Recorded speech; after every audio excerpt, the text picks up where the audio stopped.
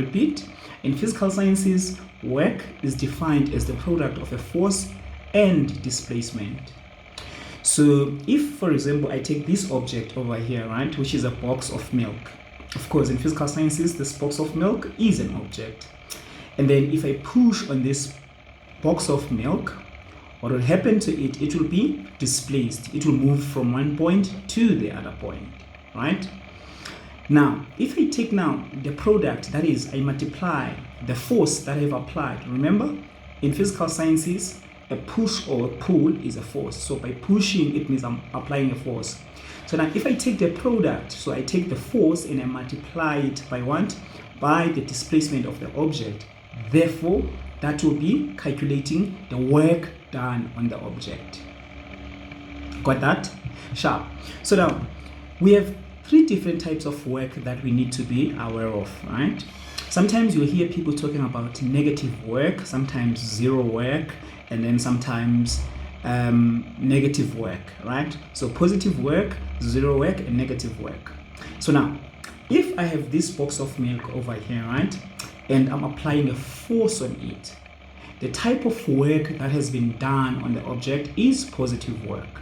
Why? Because I'm applying a force on it. So for you to remember this, whenever the force and the displacement of the object are in the same direction, right? So look here. So this is the object and this is my hand. So I'm using my hand to apply a force on this object, right? So the direction of the force is in this direction, right? So the direction of the force is in this direction. And in which direction is the object moving? The object is moving in the same direction, right? So whenever that happens, right, that we call it what? We call it positive work. We say positive work has been done on the object. But whenever you have a force, right, that is applied on the object, right, of course, so this box of milk over here is resting on a table. And of course, a table is a rough surface. And then by virtue of that fact, that therefore means that as I'm pushing on this box of milk, there is another force which is opposing the motion of this object. And that force, we call it a frictional force. So a frictional force by definition is a force that opposes the motion of a moving object, right? And specifically we call that type of frictional force a kinetic frictional force, right? So now, if I'm applying a force, so it means I'm doing positive work on the object. And of course, as the object is moving, there's frictional force which tries to oppose the motion of the object. And any force that opposes the motion of an object does negative work on that particular object, because what it is trying to do, it is trying to slow down the object. So any force that slows down the motion of an object is doing negative work, right? And then any force that is helping, that initiates the motion of the object, or that helps to keep the object in motion, that force is doing positive work, right? So two types of work that we have covered so far: negative work and positive work. So positive work is always done by applied forces. Remember, applied forces can be pushing forces or pulling forces, right? Every time you see an applied force, or you see a tension, or you see basically applied forces and tensional forces, all of those forces are forces that are doing positive work. But whenever you see a frictional force being involved in a scenario, you must always know that frictional forces do negative work, because they always try to oppose the motion of moving objects, right? So that is negative work and positive work. But sometimes on objects we're doing zero work, right? So if I'm applying a force on an object such that the object does not move, right? So for work to be done on an object, the object must move. So as I'm pushing on this, so I'm pushing on this box of milk, and the box of milk is moving in this direction. And therefore, by virtue of that fact, that therefore means that there is work that has been done on an object. But let's say this box of milk was a heavy object, right? Such that when I push on it, when I apply a force on it, it does not move, right? So that therefore would mean that the amount of force that I have applied on the object does not do any work, and we call that zero work. So zero work is a force that does not cause a movement of an object in physical sciences, right? Sure. I hope we've understood that. Now, Work, I just defined work previously. I just defined work as the product of the force and displacement, right? But now there's a very important component of that formula which I did not mention previously. So in that formula there is cos of theta that gets attached to it, right? Now that cos of theta, right, what it basically does, it specifies whether we're dealing with negative work, whether we're dealing with positive work, or we're dealing with zero work, right? Because why? Because if I have an object, right, that is moving in this direction, so I've got this box of milk and I'm pushing it in this direction. So the displacement of the box of milk and the force that has been applied on it, right, are moving in the same direction. Remember, force is a vector quantity and displacement is also a vector quantity, right? So now the vector quantity, which is the force, and the vector quantity, which is the displacement, when I'm pushing this object in this direction, they are all pointing in this direction. And therefore, that means that the two vectors are parallel to one another, right? They are parallel like this, right? And therefore, the angle between two parallel lines, right, is always equal to 0 degrees, right? Therefore, that means that the angle between the displacement and the force, right, in this scenario will be 0. And now cos of 0 is equal to what? Is equal to 1. And hence applied forces always do positive work, because their direction, the direction of the applied forces and the direction of the what? Of the displacement are always in the same direction.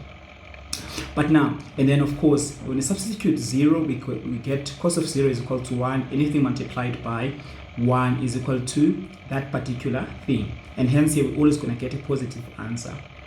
But now, as I'm pushing on the very same object, right, in this forward direction, as I have indicated previously, that there is a force which is trying to oppose the motion of this object.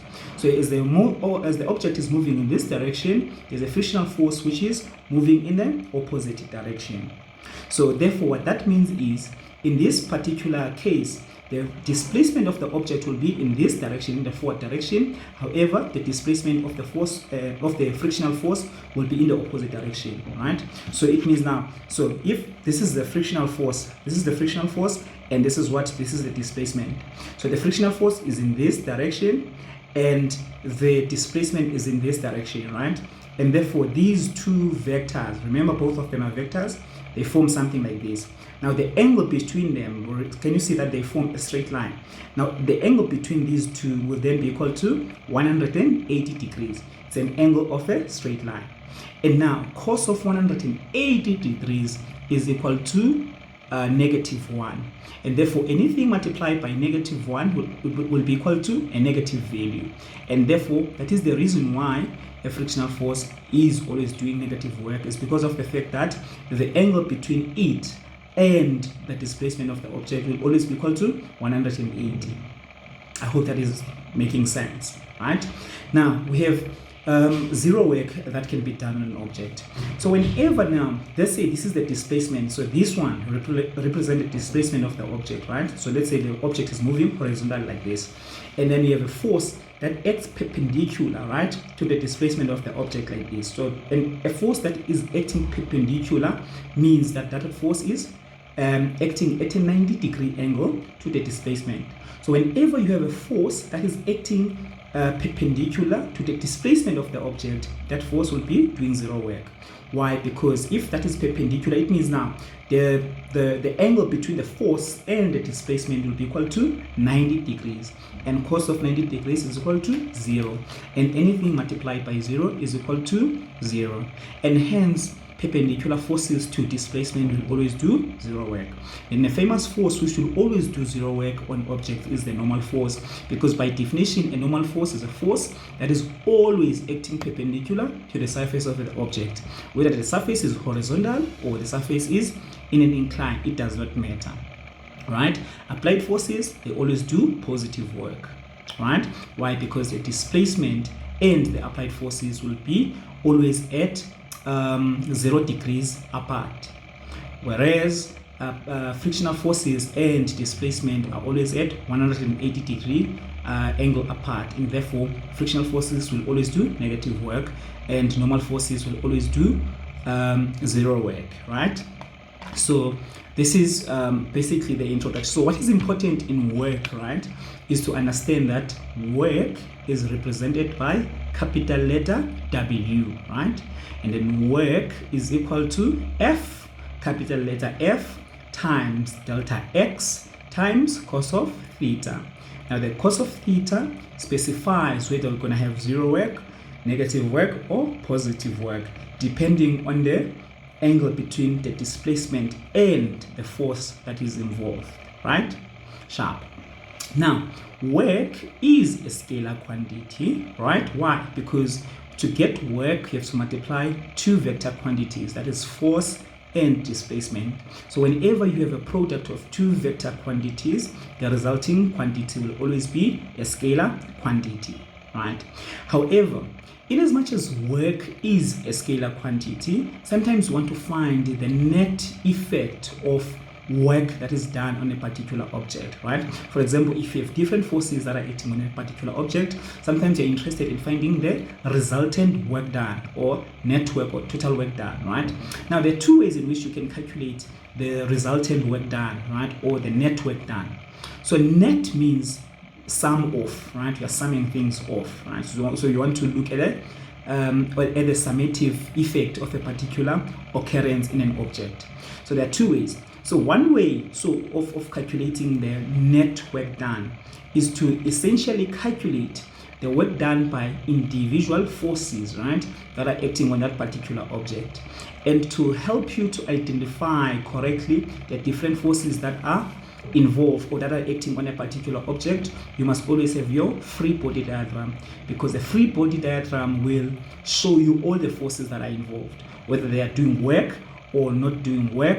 If they are doing work, which type of work is it? Is it positive work or negative work? All of that will be clear from a free body diagram. And then once you have a free body diagram, you identify all the forces, and then you calculate the work done by each individual force. And remember, for you to have work done, you need the displacement, right? So you calculate the work done by each individual force. Then once you calculate the work done by all the forces, now to calculate the net work done, right? So that is the summative work that is done on a particular object. What do? You just add the individual work done.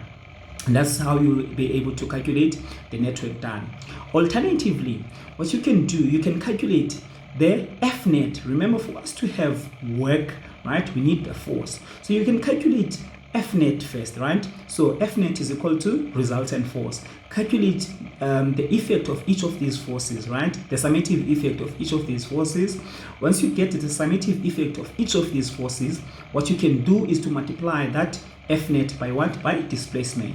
And then you'll also be able to get your W net work done. Two ways: calculate individual work done by each of the forces, then you add. Or you can calculate net force. And once you get the value of the net force, you just multiply that value by what? By your displacement. And then by so doing, you'll be able to calculate your net work done. Now, sometimes, right, you have forces. So instead, for example, let me bring back my favorite object here, which is a box of milk. So sometimes you are applying forces horizontally. So let me take this cable over here. I want you to visually see what I'm trying to explain here. So sometimes I have this box of milk, right, and then I'm pushing on it, right? Can you see? I'm pushing on it. So I'm pushing. I'm pushing. I'm not pushing. Essentially, I'm pulling, right? Because I'm pulling using this cable over here. So what I'm essentially doing here, I'm applying a force, but horizontally. Can you see? This is horizontal. I'm applying a force on this horizontally, right? So in such cases, it's easy to identify which forces will do work, which forces will do negative work, and which forces will do zero work. But sometimes instead of pulling this box of milk horizontal like this, I want to pull it at a particular angle. Can you see? I'm not pulling it vertically. Sorry, I'm not pulling it horizontally like this from right to left, but I'm pulling this at a particular angle. So now if I'm pulling this at a particular angle, now the force, if you can see here, the force, right, there will be an angle, right, between the force now and the surface, right? There will be an angle theta over there. So what you do to identify the force that does work will be the horizontal component of this force. So remember, if you have a force that is acting on an angle like this, you always have to resolve that force into its vertical and horizontal components, right? Now, if you have a force that is like this, the only force or the only component that will do work on this particular object is the force that is acting horizontally. Why? Because that force will be at a 0-degree angle between it and the surface or the displacement of the object. And the vertical component of this force, right, of this tilted force or force that is acting on an incline like this, the vertical component of that force will be perpendicular to the surface and therefore perpendicular to the displacement, and therefore the angle between it and the surface or the displacement will be 0, and therefore it will be doing 0 work. So whenever you have objects which are pulled at an angle like this, you must always know that you are only interested in the horizontal component of that force, because that is it's only the horizontal component that will do work, right? So that's it about work. So what I've done, covered work now in about 17 minutes. So we defined work as the product of the force and displacement cos of theta, right? Then we said theta can be 3 angles. It can be 90, and if theta is 90, therefore there is no work done. Or it can be 0, and if theta is 0, therefore we have positive work that has been done. Or theta can be 180, and then if theta is 180, then that therefore means that we have negative work that has been done, right? And then we can of course get the summative effect of net work done, right? And then so to get W net, we say we can calculate work done by individual forces. Then once you get that, you can then just sum them up, and then alternatively you can calculate F net, and then once you get F net, you multiply F net by delta X. So that is all you need to know with regards to work. And then of course you have to do practice problems on this for it to make more sense and for you to enhance your conceptual understanding. So now that's the first concept, which is work. Now the second concept in this work, energy and power topic is energy, right? Now energy, we have all encountered the concept of energy before, right? So energy in the lower classes was defined as the ability to do work, right? Energy is defined as the ability to do work, right? Even in grade 12, the energy is the ability to do work, right? But we have covered in the lower classes different types of energy: stored energy, movement energy, kinetic energy, potential energy, those kinds of energies. But in grade 12, we are particularly interested in only 2 of these energies, right? It's kinetic energy and gravitational potential energy. I repeat, in grade 12, we are only interested in 2 types of energies. It's kinetic energy and gravitational potential energy, right? Now, what is kinetic energy? So kinetic energy is an energy an object has due to its motion. So which means that for us to have kinetic energy, we must be in motion. For an object to have kinetic energy, that object must be in motion, right? And mathematically now, kinetic energy is represented by capital letter E small k, right? EK is equal to half mv squared. So kinetic energy is equal to 1 over 2 mv squared, right? And the v in this 1 over mv squared is the velocity, right? Therefore, if the velocity is 0, the object is not moving, the entire kinetic energy will be 0, right? And therefore, that's the reason why that we only have kinetic energy due to movement, right? Now, gravitational potential energy is an energy object have, right? Or an object has due to its height relative to the surface. I repeat, gravitational potential energy is an energy an object has due to its height relative to the surface. And mathematically, gravitational potential energy is represented by EP, right? E for energy, and then small p for gravitational potential energy. This is equal to mgh, right? M, which is the mass of the object, g, which is gravitational acceleration, and then h, which is the height of the object relative to the ground, right? Now, what this therefore means that if you have an object that is at a zero height from the ground, right, that object will have what? Will have zero potential energy, zero gravitational potential energy. Why? Because for us to have potential energy, gravitational potential energy, we need to be at a relative height above the ground, right?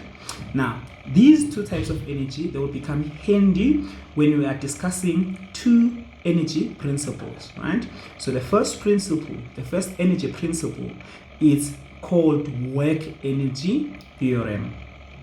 And the second energy principle is called work done by non-conservative forces, right? So what is work energy theorem? So work energy theorem is a theorem that states that the total net work done on an object is equal to the object's change in kinetic energy.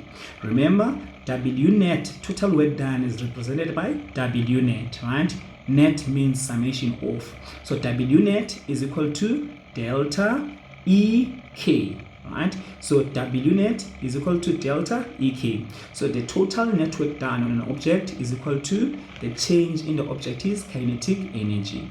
And remember, change in physical sciences, right, which is represented by delta, means in this instance, it means that the kinetic energy final minus the kinetic energy initial, which we can even expand further and say that it's going to be 1 over 2 mv squared final minus 1 over 2 mv squared initial, right? So that will give us what we call work energy theorem. So I repeat in words, work energy theorem states that the total net work done on an object is equal to the change in object's kinetic energy, right? That's one energy principle that you need to be aware of.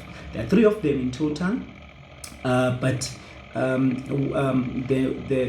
this one, the one that I'm discussing now, work energy theorem and net work done by non-conservative forces, or work done by non-conservative forces, are very related, and they work in all situations, right? But it just that sometimes it's easy to use work energy theorem as opposed to work done by non-conservative forces, but they do more or less the same thing. And in fact, work done by non-conservative forces is derived from the work energy theorem.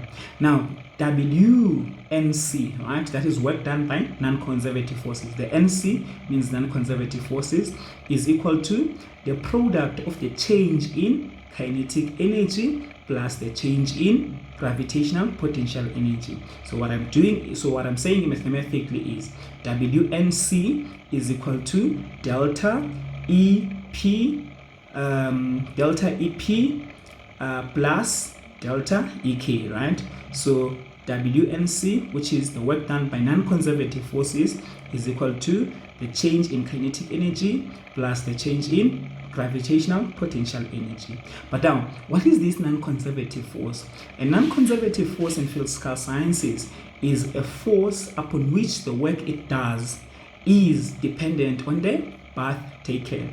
I repeat, in physical sciences, a non-conservative force is the force upon which the work it does is dependent on the path taken. Examples of non-conservative forces are tensional forces, applied forces, frictional forces, so on and so forth. But an example and then an opposite of a non-conservative force is a conservative force. And a conservative force is a force upon which the work it does is not dependent on the path taken. And the only example of a non-conservative force that we have to be aware of in your syllabus is the force of gravity, that is weight, right? So that is everything that you need to know theoretically in this topic. So what is left now is to just do practice problems. Now with power, right? Power is defined as the rate at which work is done. I repeat, power is defined as the rate at which work is done. So in physical sciences, whenever we talk about the rate at which something is done, we are dividing by time. We're dividing something by time because rate means time, right? So power is the rate at which work is done, right? So it means power, capital letter W, is equal to W for work, and then divided by delta T, right? But now, So basically, yes, that's that. So for you to calculate power, you need to have work done divided by time. That will give you power. But then also power is equal to force times velocity. From this, W over delta T, right, which is the main definition of power, you can derive another formula for power, which is equal to force times velocity. So it's a simple and easy mathematical manipulation that you can do to derive this formula. In the same way that and you can derive Newton's law, momentum in terms of Newton's law, right? So you can also derive this force times velocity thing from this main definition, which is power is equal to the rate of change of the rate of change of work, right? So basically what I've done here, I've covered work, energy and power, a very complex topic, in just less than 30 minutes. So what is left off now is for you to practice, be familiar with the formulas, and then you should be good. Thank you very much. So the next topic that we'll be looking at will be vertical projectile motion, or it's going to be momentum and impulse and then vertical projectile motion. Thank you. Sharp.